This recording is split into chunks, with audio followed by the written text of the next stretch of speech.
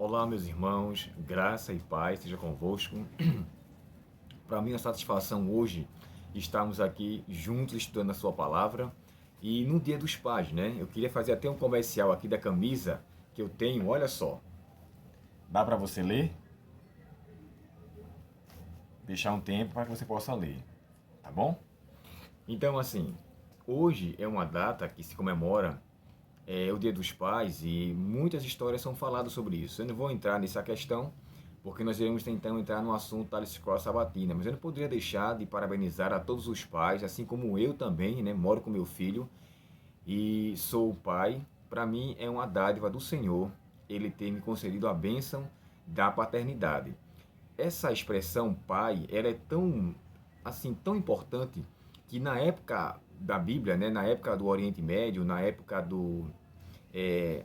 dos tempos bíblicos, esse termo é tão importante que eles chamavam até de era patriarcal, ou seja, eles tinham o pai como líder ou como chefe.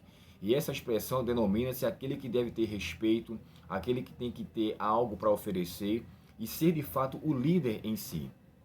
É tanto que o próprio Abraão, ele foi o primeiro a ser chamado de patriarca dentre todos os outros. É claro que existiam pessoas antes disso, mas Abraão é o mais nominado como o patriarca ou o pai da fé. Quando se é mencionado sobre ele, a fé do teu pai Abraão, aí fala de Isaac e de Jacó, de onde de fato vieram a linhagem do povo de Israel.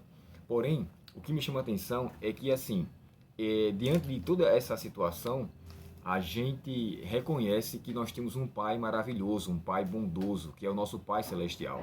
Eu confesso a vocês que eu perdi meu pai muito cedo. Eu tinha 5 anos quando eu perdi meu pai, no ano que eu ia fazer 6 anos, isso em 1980. E ele pegou uma doença chamada leptospirose. E ao socorrer um vizinho com um cheia que deu lá embaixo, choveu muito, ele estava com problemas em sua casa, e meu pai foi lá socorrê-lo e ele acometeu-se dessa doença e veio a falecer. Eu não tenho experiência com o pai, né? Eu tenho 47 anos, meu filho tem 16 anos, mas eu confesso que para mim é uma experiência muito boa a gente poder ter alguém para cuidar, alguém para zelar. E meu filho, graças a Deus, hoje acordou até mais cedo para me parabenizar. Eu estava aqui na minha mesa estudando e pesquisando alguns assuntos, né, inclusive para passar a lição para vocês. Ele veio, me deu um abraço, pai, feliz dia dos pais e tal. Sabe, o que me chama a atenção é que as coisas simples, elas têm uma grande importância. Eu sou grato a Deus. Hoje vou preparar um sermão também para uma igreja aqui próxima, para também falar sobre o dia dos pais. E vou sair correndo de uma igreja para ir para a minha igreja de origem, né, que é de Linha do Tiro. Vou pregar em Dois Unidos. Então, assim, eu gosto desse ambiente, eu gosto desses momentos, isso é muito bom. Mas hoje, de forma especial, eu queria dizer para vocês o seguinte: a lição que nós estamos estudando vem falando sobre o tema Vivendo o Invisível. Mas me permita fazer um comentário antes que eu esqueça. Você que é pai, você que é pai, não se importe somente em dar aos seus filhos aquilo que eles querem, mas se deem como pessoa. Seus filhos podem precisar até de presentes, de alguns brinquedos, mas com certeza a sua presença vale mais do que qualquer brinquedo. Me permita fazer aqui um comentário antes de entrar na lição. Uma vez, quando meu filho era mais jovem, eu viajei com ele para um retiro. Ele estava brincando lá com alguns colegas, eu fiquei sozinho à parte. Eu acredito que eu me afastei para preparar algum material para apresentar no dia seguinte, eu não me recordo. Mas eu me afastei. Ele disse: filho, vai brincar com seus coleguinhas. Aí ele saiu para brincar. Quando ele foi brincar com seus colegas, depois ele voltou com a cara emburrada. E eu perguntei por que ele estava daquele jeito. Disse: você não vai brincar, filho? Aí ele disse: não quero brincar com eles mais não. Disse: por quê? Eu quero brincar com o senhor. Aí eu fiquei: ai meu Deus do céu, isso me quebrou, né? Na emenda, como se diz a história. Então eu parei o que eu estava fazendo e a gente foi brincar de bola nesse dia. Brincamos bastante, sabe? A gente ganha muito quando a gente gasta tempo com propriedade com nossos filhos. Por isso que eu gosto de usar a expressão tempo com propriedade ou de propriedade. Não aquele tempo corrido, porque o seu filho almeja muito a sua presença. Ontem eu estava na igreja à tarde e uma irmã falando sobre o seu esposo e a sua filhinha, ela chegou a dizer assim: ela fica almejando o momento para que ele chegue, liga o tempo todo, perguntando. Gente, isso é muito bom. Nossos filhos sentem nossa falta. Felizes são os pais que investem muito tempo com os seus filhos. Antes de qualquer coisa, ele precisa da sua presença, tá bom? Nunca esqueça disso. Quando fizermos a oração final, vamos fazer uma oração também pedindo a Deus a bênção para com todos os pais, tá? Mas agora vamos entrar aqui na lição. com o tema Vendo o Invisível. Eu gosto da minha lição antiga, né, como vocês já sabem. E na lição antiga, olha só a ilustração que tem. Você está vendo que ele está com uma lupa, né, ou uma luneta, e está olhando através das nuvens, as nuvens que às vezes dificultam a nossa percepção de visibilidade. Perdão. Então, em meio a essa situação aqui, ele está olhando lá no fim do túnel, no fim das nuvens, um sol raiando. Ou seja, entre as nuvens que o antecede, que o coloca como uma dificuldade de chegar até o sol, mas ele ainda está buscando uma forma de poder enxergar. E outra coisa que eu não posso esquecer é o que está na mão dele. Olha só, ele está com a Bíblia. E pela Bíblia ele vai conseguir enxergar além das nuvens. Isso me faz entender o seguinte, irmãos. Se nós devemos ver o invisível, nós devemos ver de acordo com o que Paulo falou. Porque a fé vem pelo ouvir, e o ouvir pela palavra de Deus, como está na ilustração ali. Então, assim, precisamos de fato ver o invisível pelos olhos da fé, mesmo quando as coisas não são satisfatórias. E aqui na lição de sábado, tem uma frase que diz assim, ó, é desafiador perceber que somos chamados a ver aquele que é invisível, não apenas quando tudo vai bem, mas principalmente quando as coisas vão mal. Aí aqui tem um ponto que eu achei interessante. 4 pontos que eu aqui mencionei nessa lição e eu queria falar com vocês. Primeiro, você tem a certeza da verdade sobre a bondade do Pai, né? Hoje, Dia dos Pais, vamos aqui centralizar nessa questão. Se você tem a certeza de que Deus é bom, por que quando as coisas vêm você fica em dúvida? Por que quando as coisas vêm você fica ainda fraquejando, titubeando, fica com o pé atrás? Primeiro ponto, a bondade de Deus. Segundo ponto, você tem a convicção do poder de Cristo. Você sabe o que o seu nome pode fazer. O nome de Cristo ele tem extremamente poder. Então, sabendo dessa situação, você precisa viver de acordo com essa fé que você professa de acordo com a lição de sábado. Um terceiro ponto, você tem a certeza do poder de Cristo em meio à ressurreição. Ou seja, eu estou numa situação difícil na minha saúde, estou prestes a morrer, mas eu tenho que passar para o meu filho a seguinte convicção: meu bem, papai está doente, papai vai descansar o sono da morte, mas guarde a fé, porque Cristo vai voltar e vai me trazer de volta para ver contigo para sempre. Essa ressurreição preciso acreditar, mesmo em meio à adversidade. Não é fácil, é claro, eu sei que não é fácil, mas eu preciso ter a certeza do poder de Deus atuando em minha vida nesse aspecto também da ressurreição. E o quarto ponto que eu separei aqui é a compaixão de Deus para com as coisas essenciais da nossa vida, para com todas as coisas. Se Deus é compassivo, se Deus ele é bondoso, por que então eu ainda fico descrendo do que Ele pode fazer em minha vida? Leve em consideração que Deus é tudo aquilo que nós falamos, né? Deus ele é uma pessoa bondosa, né? Não duvidar do seu amor, não duvidar da sua poder, da sua ressurreição. O terceiro ponto que nós falamos é referente à questão do poder que o nome de Cristo tem, e depois a compaixão de Deus para com a nossa vida. E a lição de domingo tem um tema interessante, a generosidade do nosso Pai.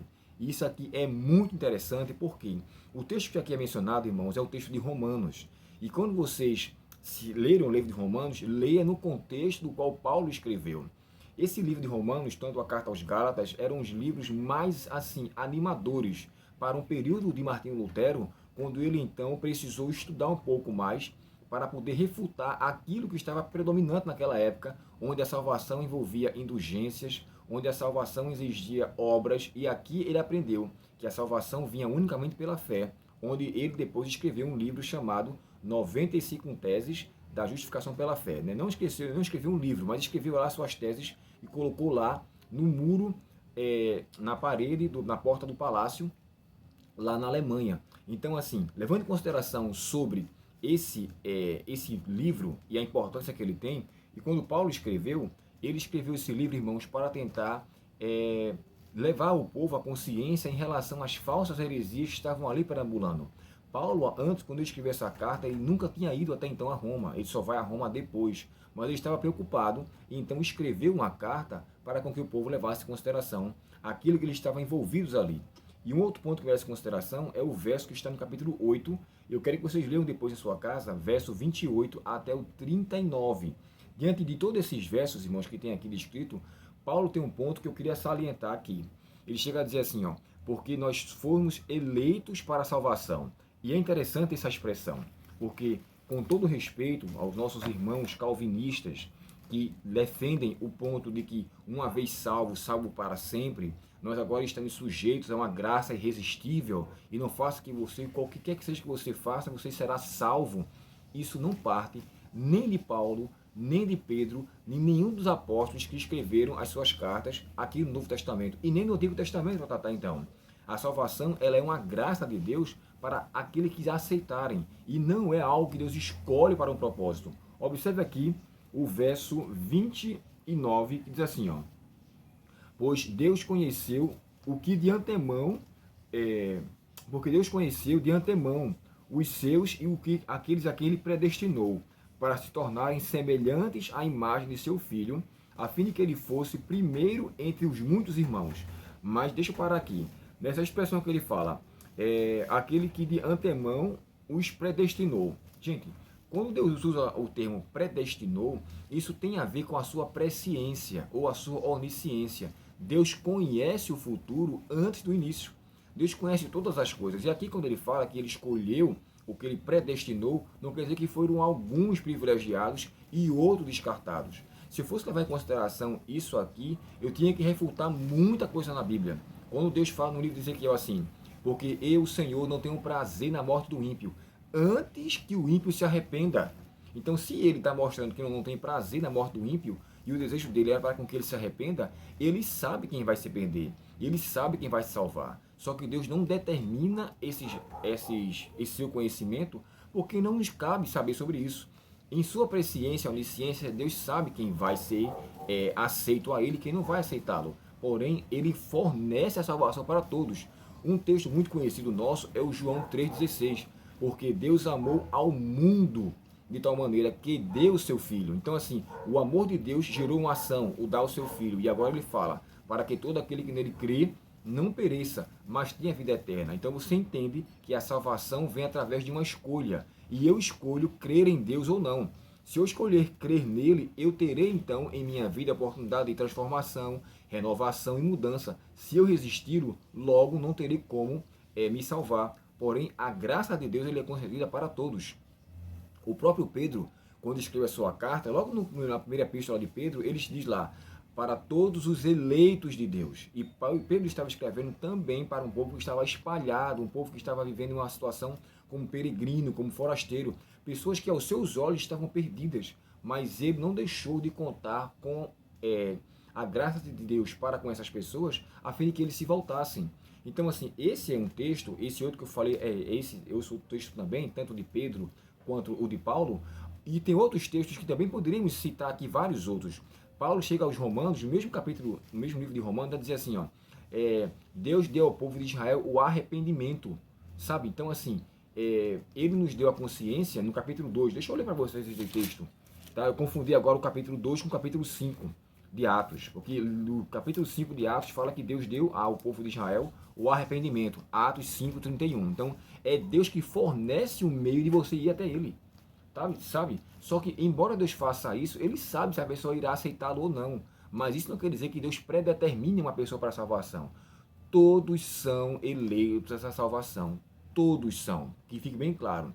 Deus escolheu todos para se salvarem. Só que eu posso, pela minha própria escolha, escolher não aceitá-lo. Eu escolher resisti-lo. É como nós falamos em outro momento, em outro estudo. Deus, ele é onipotente. Porém, ele se torna inoperante na minha vida quando eu resisto. Isso não quer dizer que Deus deixou de ser o que ele é. Ele permanece sendo onipotente. Mas por ele me permitir o escolher resisti-lo, ele corre o risco de mim não aceitá-lo. De eu resistir à sua graça, resistir ao seu chamado, porque o texto no livro de Isaías diz assim, o teu ouvido ouvirá por detrás de ti uma voz dizendo, este é o caminho, andai por ele, sem vos desviardes nem para a esquerda nem para a direita. Então, se eu escuto uma voz, e essa voz é para me persuadir a eu não escolher o lado errado, eu posso ainda assim escolher o lado o errado se eu quiser. Só basta simplesmente eu não aceitar o conselho que me é dado. E aqui, no livro de Romanos, Olha só, no capítulo 2 e o verso 4, o texto diz assim, ó: não percebe o quanto Deus é bondoso, tolerante e paciente com você? Não vê que essas manifestações da bondade de Deus é que nos visam levar ao arrependimento? Então, assim, é Deus se mostrando, se manifestando com a sua bondade em mim, que eu, ao reconhecer a sua bondade, eu vou então me arrepender e vou até Ele. Então, é a bondade de Deus que me leva ao arrependimento. Isso aqui também aos romanos. Então, assim, quando Paulo escreve a sua carta, ele escreve com essa importância. Logo, eu tenho que ter a consciência de que o meu pai, ele é extremamente generoso. O nosso pai, ele é muito bondoso. Se eu visse Deus de outra forma, se eu não visse Deus dessa forma, com certeza eu perderia o senso da sua essência e perderia também o teor de sua personalidade. Deus é um Deus que nos ama muito, um pai amoroso. Jamais ele ia fazer com que escolhesse alguns para se salvarem e esses para rejeitarem. Então, assim, Deus teria criado com que propósito? E para aqueles que acreditam na eleição da salvação, eu pergunto: você sabe que você é um eleito? Como então poder dizer se você está salvo ou não, se você não sabe? Então, se você na sua mente acredita que Deus estará, ele lhe salvará a todo custo, e sem você saber, como então escolher o certo ou errado? Porque você não tem o acesso a essa informação. Logo, isso não tem cabimento na Bíblia. Deus elegeu todos para se salvarem. Lembra daquela história do filho pródigo? Perdão, do jovem rico? Quando Jesus foi até ele e conversou com ele, ele saiu triste. Jesus contou com a possibilidade dele se voltar, só que ele não aceitou. Então, se Jesus sabia que ele iria aceitá-lo, por que ele iria para lá falar com aquele jovem rico, sabendo que ele não iria aceitá-lo? Ele deu a oportunidade. É assim que Deus faz. Lembre-se também com Judas. Judas se juntou aos discípulos e Cristo, diz Ellen White no livro Desejar de Todas as Nações, o amou até o fim. E se o amor dele foi até o fim, esse amor foi com o propósito de que fizesse com que o próprio Judas se voltasse para ele. Então, se ele não aceitou essa volta, foi infelizmente uma escolha errada que ele fez. Porém, Ellen White descreve, né? Jesus amou Judas até o fim. Levando em consideração o que ele tem sido feito, o que ele realmente é para com cada um de nós, eu não tenho como duvidar da generosidade, do amor, da bondade e do cuidado do nosso Pai para conosco. Em meio a essa situação, aqui tem uma pergunta que diz assim: o que há nesses versos que nós mencionamos, de Romanos 8, 28 e 39, que nos ajuda a não duvidar da bondade de Deus? Bem, quando ele fala lá, certamente todas as coisas contribuem para o bem daqueles que amam a Deus, pronto. Isso para mim, eu não tenho dúvida. E outra coisa, esse termo no original grego quer dizer, essa ação, certamente todas as coisas contribuem para o bem, são ações de Deus, onde Deus intervém na vida do ser humano e por mais que as coisas sejam feitas de forma adversa, eu sei que Deus está por trás delas.